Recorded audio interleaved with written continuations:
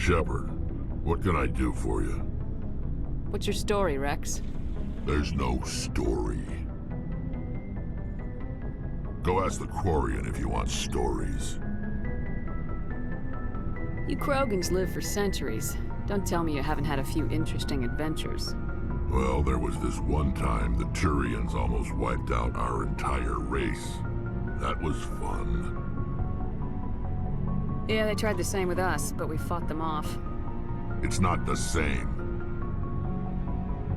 It seems pretty much the same to me. So your people were infected with a genetic mutation? An infection that makes only a few in 1,000 children survive birth? And I suppose it's destroying your entire species?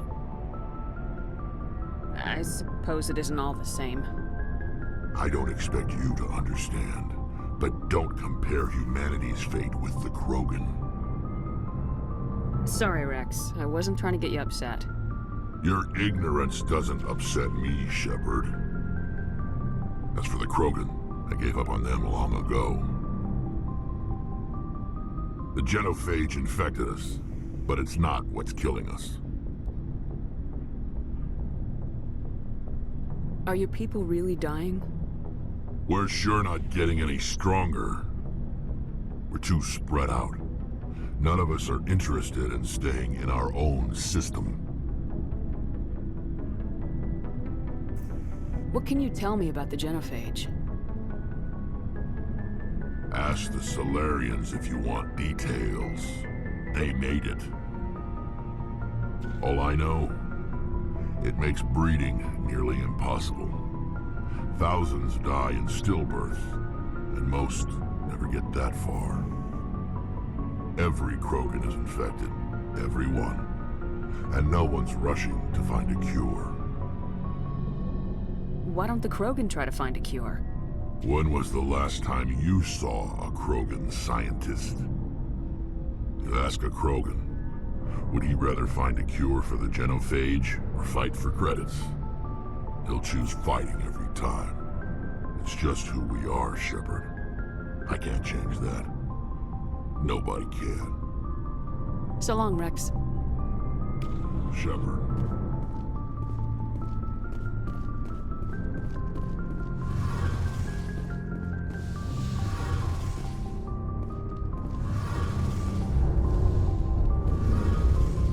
Hey, Commander, you know that Quarian, Tally? She's been spending all her time down here asking me about our engines. I'll tell her to leave you alone. What? No, she's amazing. I wish my guys were half as smart as she is. Give her a month on board and she'll know more about our engines than I do. She's got a real knack for technology, that one. I can see why you wanted her to come along. I figured she'd be a real asset to the team. You got an eye for Tally, Commander, but I'm guessing that's not why you came down here. Carry on, Adams. Aye, aye, Commander.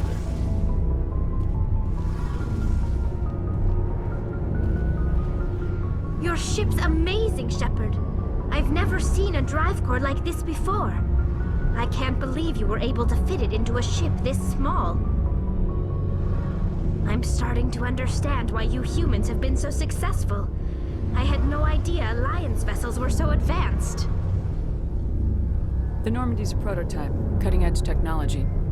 A month ago, I was patching a makeshift fuel line into a converted tug ship in the flotilla. Now, I'm sitting on board one of the most advanced vessels in Citadel space. I have to thank you again for bringing me along. Traveling on a vessel like this is a dream come true for me. I had no idea you found ship technology so interesting. It comes with being a Quarian. The migrant fleet is the key to the survival of my people. Ships are our most valuable resource. But we don't have anything like this. We make do with cast-offs and second-hand equipment. We just try to keep them running for as long as we can. Some of the fleet's larger vessels date all the way back to our original flight from the Geth. I can't believe your fleet's still using ships that are 3 centuries old. They're constantly being repaired, modified, and refitted. They aren't pretty, but they work. Mostly. We've tried to make ourselves as independent as possible on on the flotilla, grow our own food, mine and process our own fuel.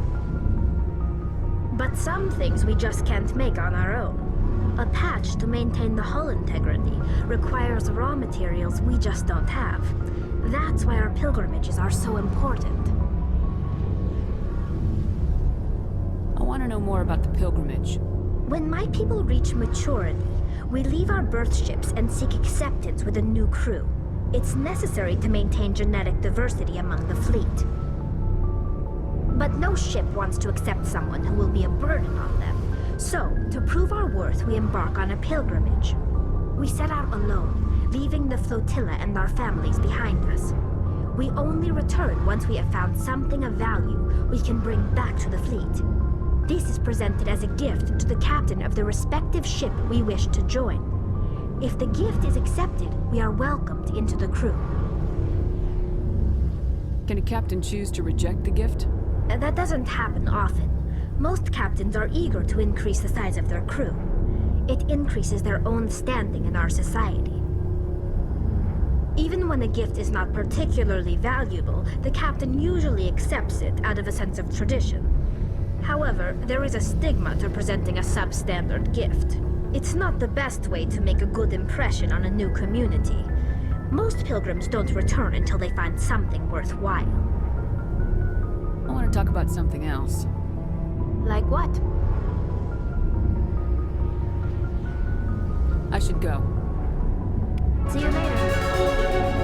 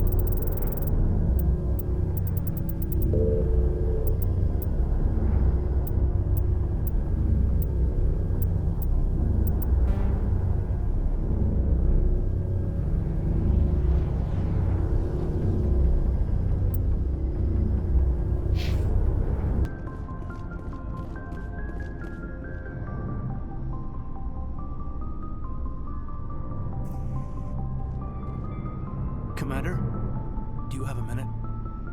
I always make time for my officers. Off the record, I think there's something wrong here. This Saren is looking for a lost mass relay to who knows where, but we can't get backup from the Council? Sorry, Commander. There's writing on the wall here, but someone isn't reading it. The Council doesn't want to believe anything's wrong. I'd call it human nature, but... I hear you. It just seems like a group that's been around as long as the Council should see this coming. It's funny, we finally get out here, and the final frontier was already settled. And the residents don't even seem impressed by the view. Or the dangers. Well, well. You're a romantic. Did you sign on for the dream, Malenko? Secure a man's future in space? Yeah, I read a lot of those books when I was a kid, where the hero goes to space to prove himself worthy of a woman he loves, or... you know, for justice. Or maybe I was a romantic in the beginning, but I thought about it after brain camp. Biotic acclimation and temperance training. I'm not looking for the dream. I just want to do some good. See what's out here. Sorry if I got too informal. Protocol wasn't a big focus back in Bot. Tell me about it. Biotic acclimation and temperance didn't last past the airlock. To the kids they hauled in, it was brain camp. Sorry, hauled in is unkind. We were encouraged to commit to an evaluation of our abilities so an understanding of biotics could be compiled. There are worse results of accidental exposure to element 0 in the womb. Beats the brain tumors some kids grew up with. Seems like you beat the odds. How many didn't make it? Out of 100, maybe 60 have no effect. 30 suffer adverse effects, little things like brain cancer. The other 10 show enough ability to augment with implants. Not always permanent, though. Not like the cancer. Next thing you know, you're out on Jump Zero. And how's a kid supposed to deal with that? A station at the edge of human space. Jump Zero's a long way from home. What was it like? The grand gateway to humanity looks a lot better in the vids. Anyway, this was supposed to be a casual debrief, not a bull session about stuff that happened years ago. We have to depend on each other in combat. I like knowing what kind of man I have at my back. I understand, ma'am. I won't let you down. You, make a habit of getting this personal with everyone? Of course. But I don't enjoy it with everyone. We'll talk again later. I'll need some time to process that, Commander. But, yeah, I'd like that.